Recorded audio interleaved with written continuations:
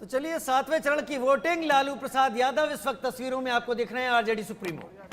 लालू प्रसाद यादव की तस्वीरें आप देखिए। चूंकि बेटी की किस्मत जो है वो भी आज ईवीएम में कैद होनी है, ऐसे में मीसा भारती लगातार जो लोगों के बीच में रही। लालू प्रसाद यादव जब भी बोलते हैं तो कुछ ऐसा बोल जाते हैं जो लगातार सुर्खियों में रह जाता है। अभी भी मीडिया कर्मी इस कोशिश में कि लालू प्रसाद यादव कुछ ऐसा कहें, कुछ ऐसा बोलें।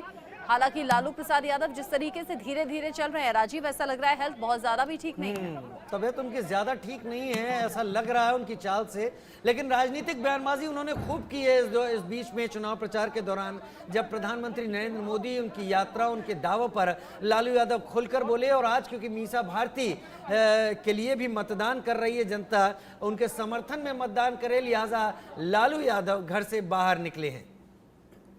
ये एक नेता की भी कोशिश है, ये एक पिता की भी कोशिश है। जिस तरीके से चुनावी माहौल बना हुआ है, 7वें और अंतिम चरण के लिए चुनावी मैदान में अलग अलग दिग्गज हैं जिनकी किस्मत ईवीएम में कैद होगी।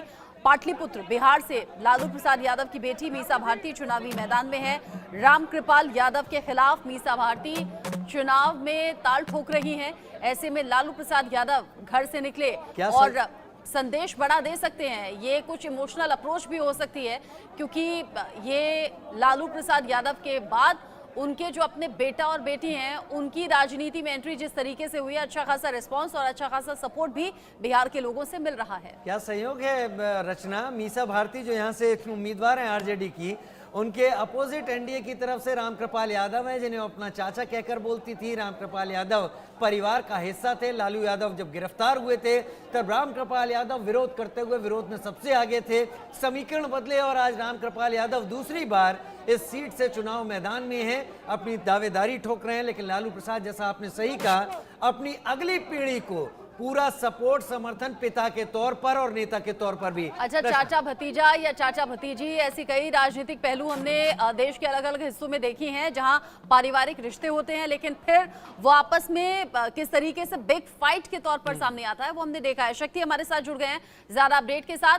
शक्ति, अब 7वें चरण के लिए ये अंतिम जोर नेताओं की तरफ से भी है। लालू प्रसाद यादव की तस्वीरें लाइव हमें मिल रही हैं। कोशिश यही होगी कि बेटी के समर्थन में ज्यादा से ज्यादा वोट पड़े। जी बिल्कुल, देखिए लालू प्रसाद यादव जो है अब उन्होंने वोटिंग करने दें। और आपको बताया कि पटना के दो जो है लोकसभा सीट है, पाटलिपुत्र सीट है और पटना साहिब सीट है। दोनों सीट काफ़ी महत्वपूर्ण है। पाटलिपुत्र सीट से जो है लालू प्रसाद यादव की बेटी मीसा भारती जो है इस बार फिर से चुनाव मैदान पे हैं। और आपको बताएं कि हमारे साथ कुछ वोटर हैं जो कि पटना साहिब के हैं और इन्होंने अपना मतदान किया। इनसे बात करते हैं, कुछ फर्स्ट टाइम वोटर भी हैं, उनसे बात करते हैं। क्या सोच के मुद्दे क्या बहुत सारी चीज़ें हैं, but I want to just give a message to all those people जो कहते थे मोदी ने क्या किया है। Well, he is done a lot of things and he is done it very nicely and हाँ जी, it's gonna be very nice and yes, आपके बार 4 से पार। बिल्कुल, फर्स्ट टाइम वोटर के अलावा भी कई इस बार क्या मुद्दे थे? एक महिला हैं आप, क्या मुद्दे सोच के वोट करते हैं? सुरक्षा, मुद्दा सुरक्षा बहुत है ज़रूरी। और हमने मतदान इसलिए किया कि हम लोग सुरक्षित रहें, हमारा देश का विकास हो और सारे लोग सुरक्षित रहें। और सबसे रिक्वेस्ट है कि अपना मत का दान करें, वोट डालें। बिल्कुल बिल्कुल, कुछ लोग और भी हैं। सुबह से ही आप लोग जो है लाइनों में लगे हुए थे, मैंने देखा। क्या भाई सुरक्षा चाहिए, देश आगे बढ़ना चाहिए, इसलिए हम लोग वोट दिया। तो पूछिए। गर्मी काफ़ी है बिहार में। कुछ दिन पहले, 2-3 दिन पहले कई लोगों की मौत भी हो गई। ऐसे में गर्मी आज भी काफ़ी ज़्यादा लगी सुबह से ही। हाँ, लेकिन हम लोग सुबह इसीलिए आए हैं कि सुबह ही अपना मतदान कर सकें, जिससे गर्मी के वे में नहीं पड़े। और हम लोग का मुद्दा जो है विकास और लॉ एंड ऑर्डर। क्या सोच के आप वोट करने आए? विकास के लिए, शिक्षा के लिए और भारत की अखंडता के लिए। युवा वोटर भी हमारे साथ हैं, उनसे बात करते हैं। क्या कहेंगे आप? मेरा तो ये फर्स्ट टाइम था, तो फर्स्ट टाइम वोटर। जी बिल्कुल बिल्कुल, तो मैं काफ़ी उत्साहित था कि मैं इसमें भाग लूं। और मेरा पटना होम टाउन है इसलिए, और मेरे को लकीली टाइम भी मिल गया कि मैं इस टाइम घर पे था। अच्छा, बाहर? जी हाँ, जब से कोविड आया हूँ तो मैं यहीं पर हूँ। लेकिन इस बार मेरा, और आगे भी मैं कोशिश करूँगा कि हर चुनाव में कोशिश करूँगा कि पटना आके वोट डालूँ अपना। और मेरा यही रिक्वेस्ट है सबसे कि जो भी हैं, जो आधार कार्ड के बेसिस पर भी आके वोट डालें, वो भी अच्छी जरूरी बात है कि वोट फर्स्ट देना टाइम बहुत वोटर्स बहुत ज्यादा उत्साहित बिल्कुल, वोट देना हैं। बहुत जरूरी है। पटना कुछ साहिब से लोग- रविशंकर लोग हमारे प्रसाद साथ भी चुनावी हैं। मैदान में हैं बीजेपी जी। एनडीए की तरफ से, और अंशुल अभिजीत हैं कांग्रेस की तरफ से। हमारे साथ और भी इस वक्त खास मेहमान जुड़ रहे हैं। हमारी सहयोगी महिमा हमारे साथ कन्याकुमारी से जुड़ रही हैं। Himanshu Bhatt sir senior journalist हमारे साथ जुड़ रहे हैं। एक झा साहब हमारे साथ जुड़ रहे हैं। बहुत स्वागत है आप सभी का। पहले महिमा का रुख कर लेता हूं। महिमा, आप वहां पर मौजूद है, जहाँ सच कहूं तो मन मेरा भी कर रहा है कि मैं वहां पर होता। इतना बेहतरीन मौसम, यहाँ की गर्मी से दूर, और प्रधानमंत्री नरेंद्र मोदी वहां पर ध्यान लगा रहे हैं। कहते हैं महिमा, ध्यान की महिमा अपरंपार होती है, ध्यान की महिमा का असर दूर तक होता है। तो जो ध्यान वहां लगाया जा रहा है उसका असर बनारस तक हो रहा होगा क्या महिमा?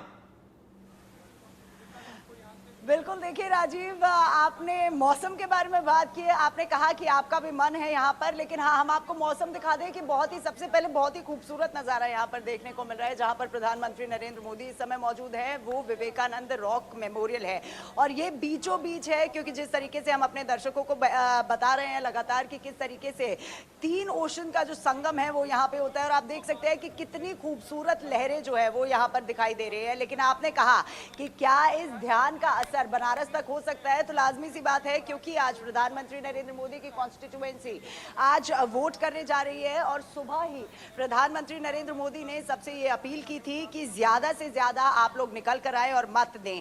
पर सबसे इंपॉर्टेंट बात, क्योंकि राजीव आपने देखा होगा, हमने जिस तरीके से नामांकन से पहले जब प्रधानमंत्री नरेंद्र मोदी काशी गए थे तो हम लोग उनके साथ वहां पर मौजूद थे, लोगों से बात करने की कोशिश भी हमने वहां पर की थी। तो जो टेस्ट नजर आया था या मूड नजर आया था काशी के लोगों का, वो साफ था कि किस तरीके से डेवलपमेंट के मुद्दे पर, जो राम को लाए हैं उनके मुद्दे पर जो वोट है वो जरूर इस बार काशी यानी काशी की जनता करेगी, बनारस की जनता करेगी। तो अब देखना ये होगा कि इन सब चीज के बीच में जब प्रधानमंत्री नरेंद्र मोदी आज यहाँ पर कन्याकुमारी में 45 आवर्स का अपना जो मेडिटेशन है वो कंटिन्यू कर रहे हैं, तो क्या अब जो काशी की जनता है या बनारस की जनता है वो कितना वोट करेगी, क्योंकि प्रधानमंत्री का प्यार जो काशी के लिए है, उतना डेडिकेशन ही, उतना ही एक अटैचमेंट कन्याकुमारी से भी दिखता है। लगातार प्रधानमंत्री नरेंद्र मोदी हमेशा से वोकल रहे हैं कि किस तरीके से, चाहे नॉर्थ हो यानी चाहे उत्तर हो या दक्षिण हो, सभी लोग एक हैं, और अगर कोई भी इस चीज में डिवाइड पैदा करने की कोशिश कर रहा है तो प्रधानमंत्री का मुंहतोड़ जवाब जो है वो इस बार ऑपोजिशन पार्टी को भी मिला है। महिमा, चूंकि आपने ऑपोजिशन का जिक्र किया, जो विपक्ष है वो तो हाईकोर्ट भी पहुंच चुका है इस तप साधना के खिलाफ। वो कह रहे हैं कि इस चुनावी माहौल में ऐसा करना ठीक नहीं है, कैमरों को ले जाना ठीक नहीं है, विरोध होता रहा, अब हाईकोर्ट भी जाने की खबर सामने आ रही है।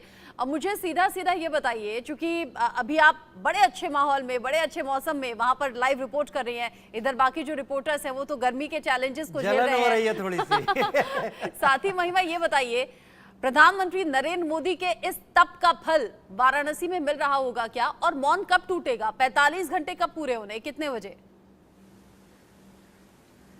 देखिए रचना, अब मौन कब टूटेगा, आपने सही सवाल किया कि आखिर क्या इसका असर जो है वो बनारस में देखने को मिलेगा। लाजमी सी बात है, क्योंकि बनारस के लोगों का अटैचमेंट जो है वो प्रधानमंत्री नरेंद्र मोदी से एक अनोखा अटैचमेंट है, वो हमने भी देखा था, आपने भी देखा था, और हमारे दर्शकों ने भी देखा था। साथ ही साथ मौन कब टूटेगा प्रधानमंत्री नरेंद्र मोदी का, तो 2 बजे का वो समय दिया गया है जब प्रधानमंत्री नरेंद्र मोदी